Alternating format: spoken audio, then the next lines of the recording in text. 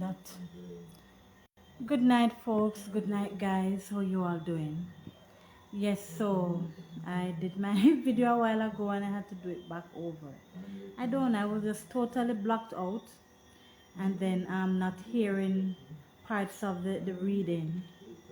So I am hoping that this live goes well and there'll be no glitches. Alright, so welcome to Karen Vibes. So that's KarenVibes, and you can find me on VIBES. So sorry, let me go again.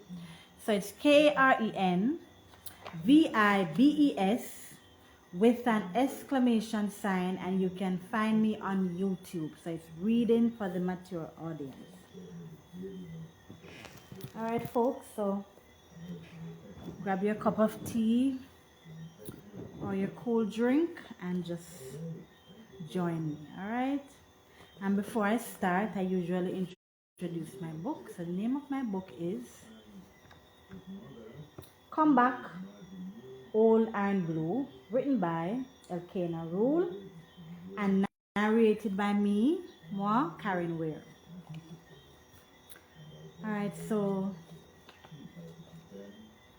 we had left off, we had stopped at, so we have finished reading chapter 13. So we had just finished chapter 13 and we're now at chapter 14. So we're getting to the end of our book, see? Yeah, we're getting to the end of our book. So we have at least 2 other chapters left and we'll be through. So I'm looking forward to your comments at the end of this reading, at the end of the book, and you'll tell me what you thought about it and ways that I can improve my reading.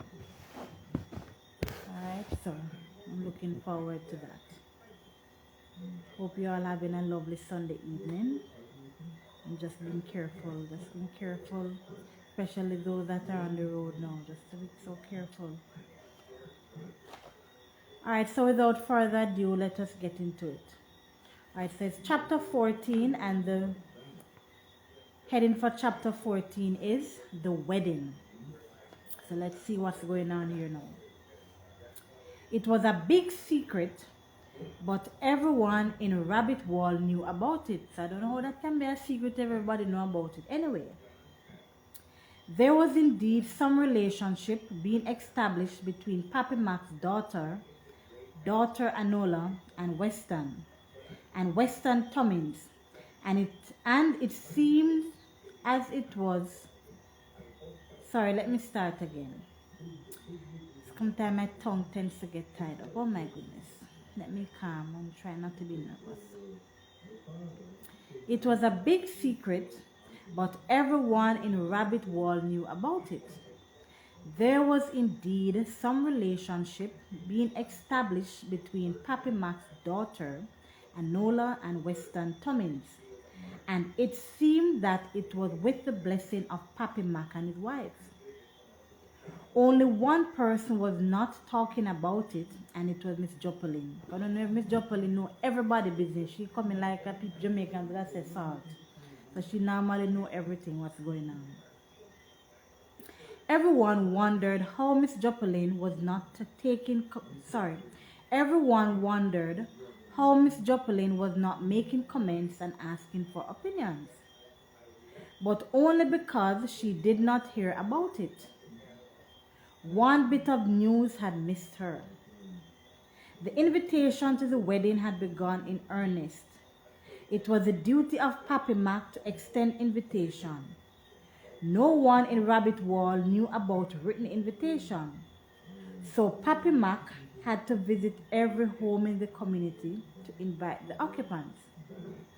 He could not have invited a person, for instance, if he met him on the road. The reaction would be predictable.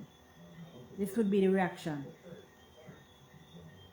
If you did not meet me on the road, you would not invite me. If you really wanted me to come, you would have made it your point of duty to come and invite me at my home.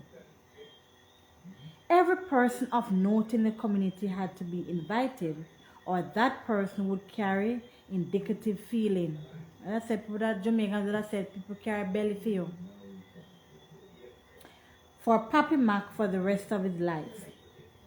That man's daughter married and he did not invite me. So that's what they would say for years to come if they were not invited. On entering a home, Pappy Mac requested the presence of all adults. Then he would proceed. I believe you know what I come about because nothing remains a secret in this community. But just in case you do not know, let me tell you. My daughter Anola is going to get married on the 2nd of June. I don't only come to tell you, but I come to invite you as well. It will be 8 weeks from today. The date began to draw near and there was no sign of invitation for Old Iron Blue and his woman. And we all know why they don't invite Old Iron Blue and walk with him belly.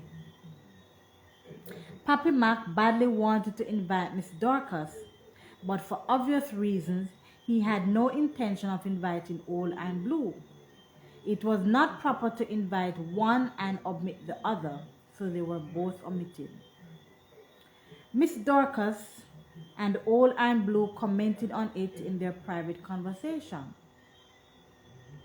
A few days remained and all the relatives and friends were busily giving assistance. All preparations were being put in place, but Pappy Mac prepared his donkey himself and went to Cockcrow Woodland to purchase the best quality white lime to whitewash his house and nearly every object around it. And as we know, it's Christmas here in Jamaica, Christmas time, so a lot of persons. Well, I know back in the day growing up as a child, people used to whitewash the trunks of the trees and the walls, and oh my goodness, the place would look so pretty and clean. But I don't think they really do that these days.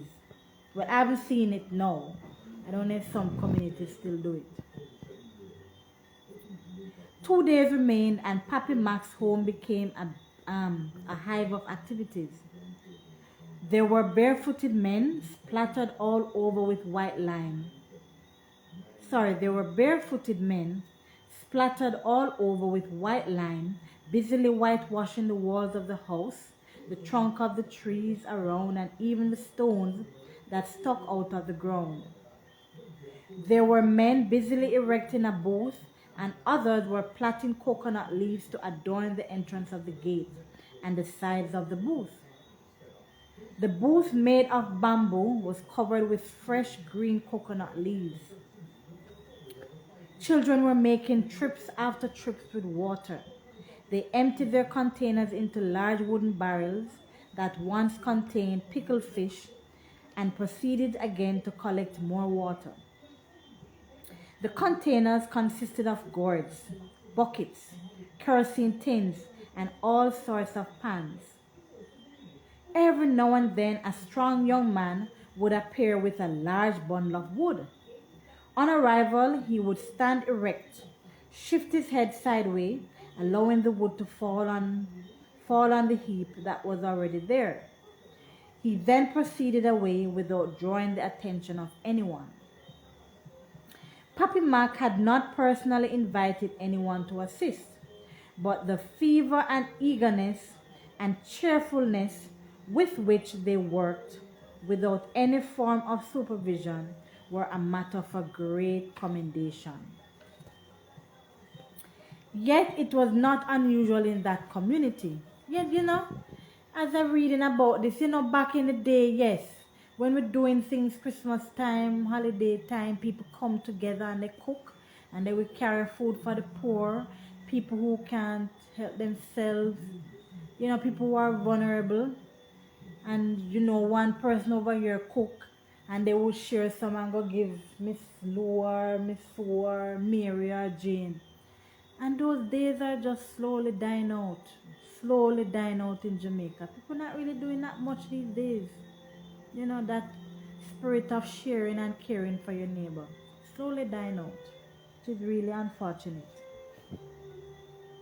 I guess a lot of us like to talk about the good old days.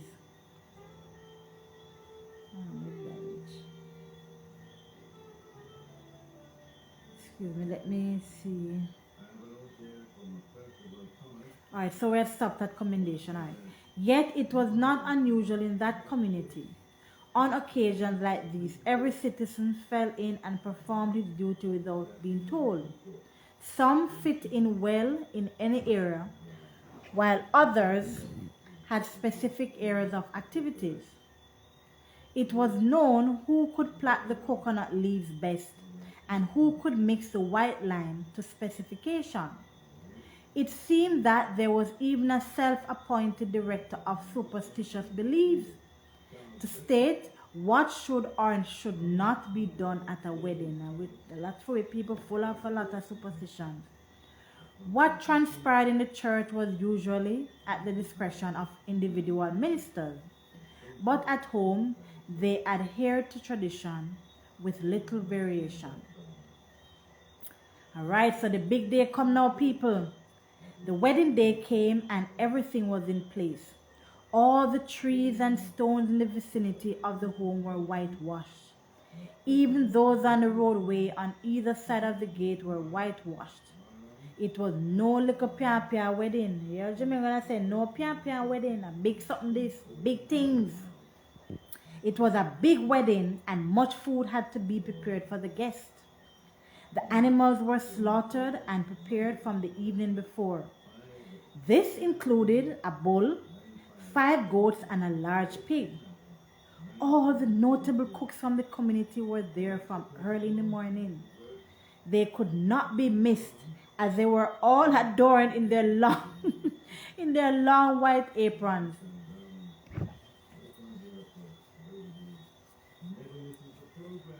The overseer of all activities. The butler was the overseer of all activities. He also saw to it that an adequate amount of stuff was on hand and that sharing was equitable and orderly.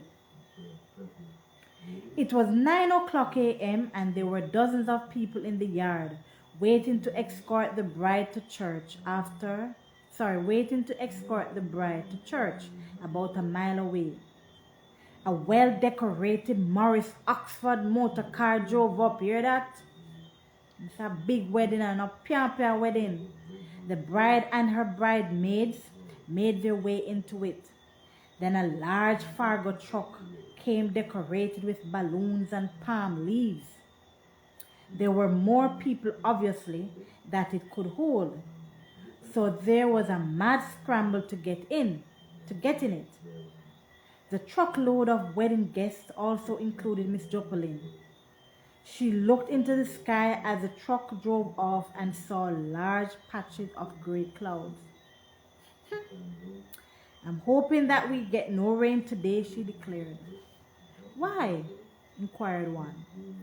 The couple that marry on a rainy day will meet misfortune for the rest of their lives, she explained. No one challenged her opinion. The truck drove past Short Boot and his wife coming from the spring with pans of water on their head. Now you all remember this unusual couple. He carried a large bucket. He carried a little bucket while she carried an enormous washpan. The water was splashing over and wetting her. The people looked from the truck, commented and smiled. On arrival, the church was almost filled. The groom was already there, sitting, patiently waiting, proud as a peacock, dressed in his brand new tweed suit and holding his gray felt hat in one hand.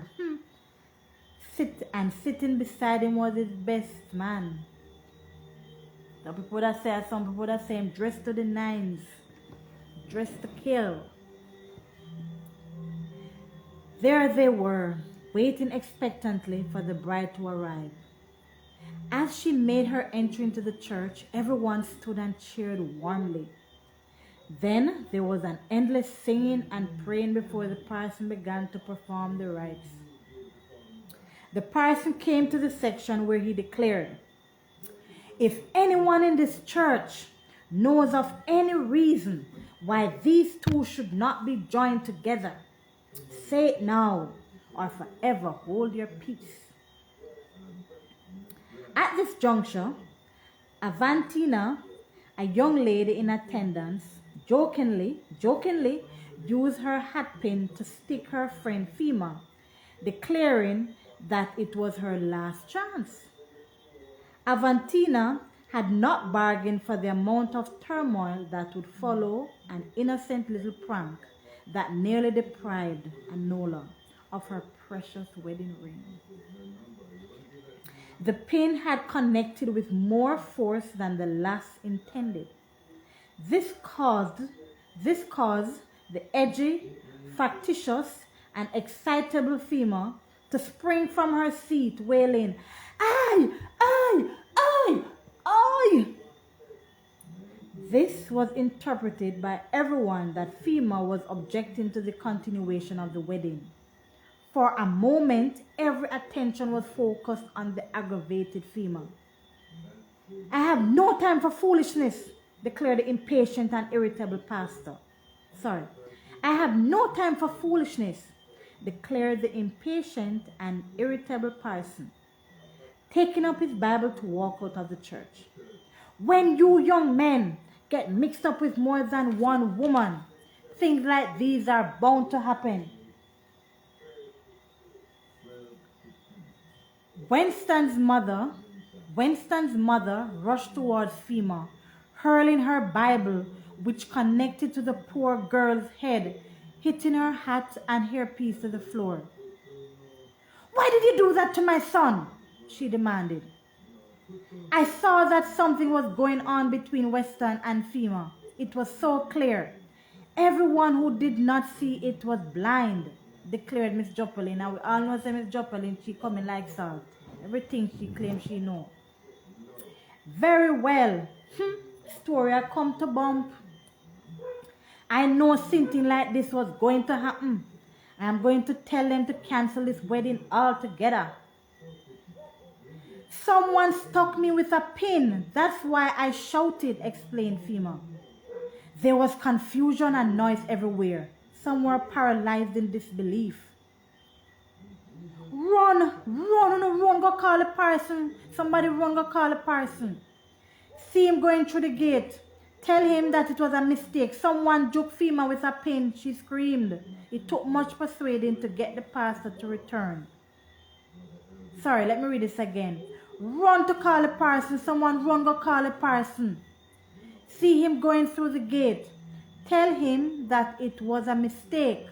Someone juked Fema with a pin," and she screamed. It took much persuading to get the pastor to return. He was not convinced.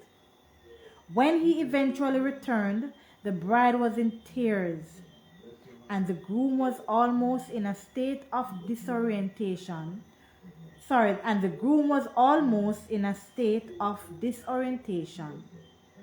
Washed in sweat and looking dazed. "Your attention, please," requested the parson. "It appears that a terrible mistake has taken place. It has been brought to my attention that the young lady was not in fact making an objection, but was reacting to the fact that oh my God, what's wrong with me tonight? People, please forgive me. My apologies. Let me read back here. When he eventually returned, the bride was in tears, and the groom was almost in a state of disorientation, washed in sweat and looking dazed.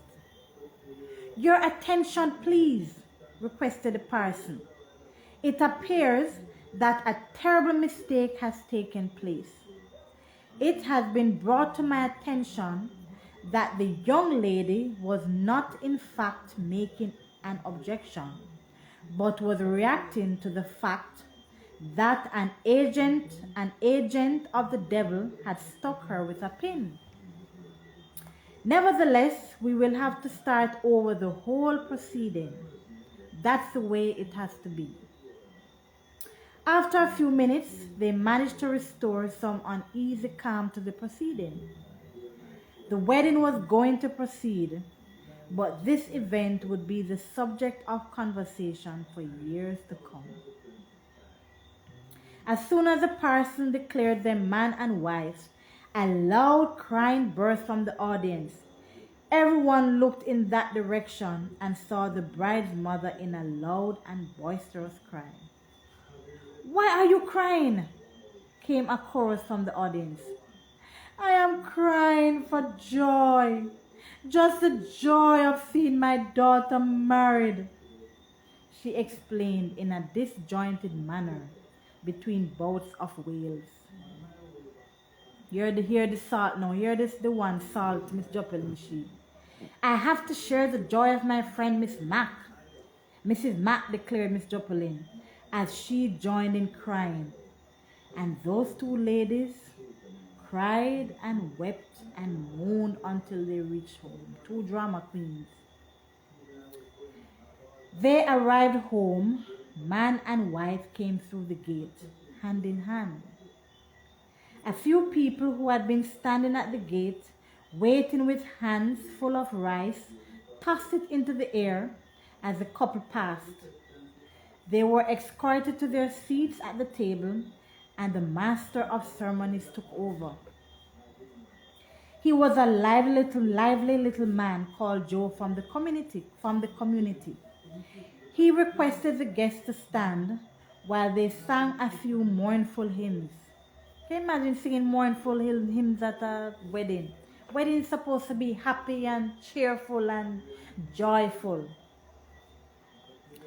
Then it reminded me of I don't know if it was TikTok or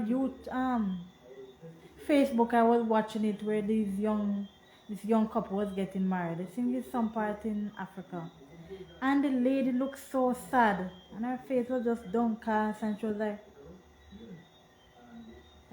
so people were wondering if she was being forced to marry. Never look happy at all. Sorry, so he was a lively little man called Joe from the community. He requested the guests to stand while they sang a few mournful hymns. Then he asked for a couple of prayers. As soon as one person finished praying, another started. And the prayers went on and on and on and on. Just like when some people pray and you go to some functions at a church, or don't have to be a church either, when they start praying, Lord have mercy. Catching a spirit and everything, and by the time you look the food cold and then Sunday nothing but I want the food. Why I feel like something is about to happen with Old and Blue and the food. Me just feel something going to happen to people. Me just feel something is going to happen. Anyway, let's read on. Old and Blue, though not invited. How me tell you, I just know something he was going to do something like this.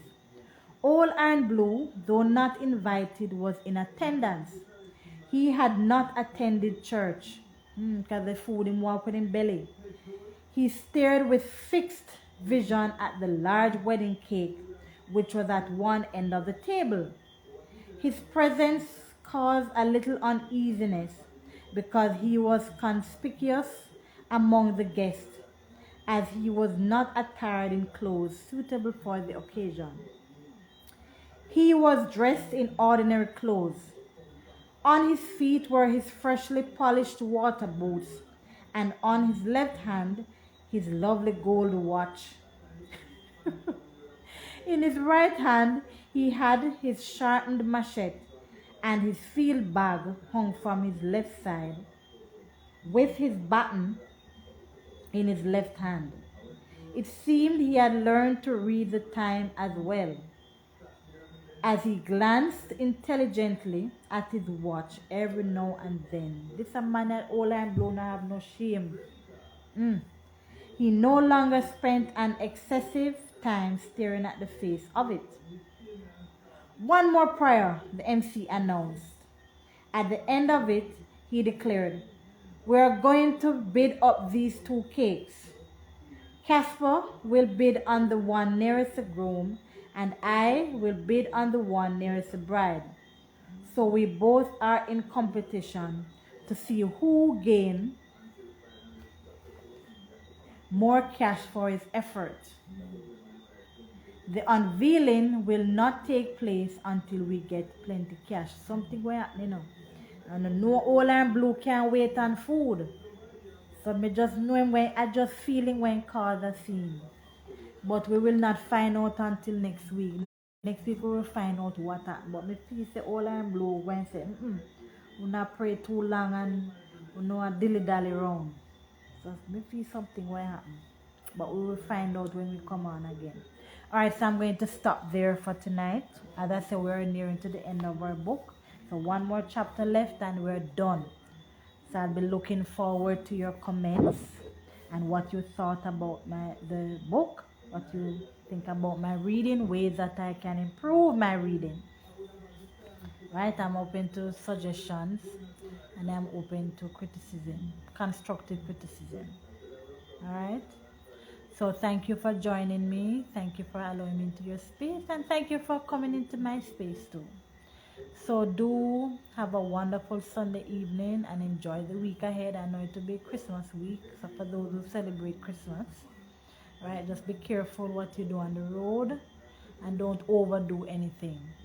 And please remember to like, subscribe and share to my channel. Please remember guys, to like, subscribe and share. So that's KarenVibes with an exclamation sign, Karen Vibes, and you can find me on YouTube. So it's reading for the mature audience. So thank you so much. Love you guys. Remember to love yourself, love others, take care of yourself. You have to love yourself first.